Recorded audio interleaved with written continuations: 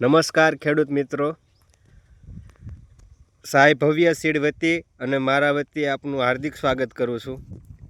હવે આપણે એક પ્રગતિશીલ ખેડૂતને ત્યાં આવ્યા છીએ, તો એમને જ પૂછશું તો એમના અનુભવો એ શેર કરશે.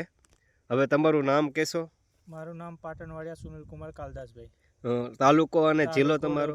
જિલ્લો વડોદરા. વેરાયટીનું નામ શું છે? સાયરા. બરાબર. હવે આ વેરાયટીમાં તમે શું એવી ખાસિયત નવી લાગી?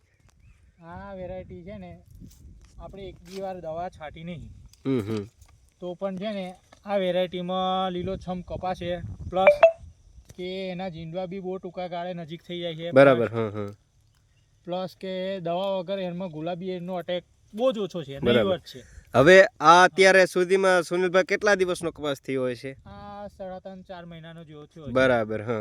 અને તમે એક પણ વાર હજી દવા છાંટી નથી, બરાબર ને? તો પણ કપાસ અત્યારે સારો ઉભો.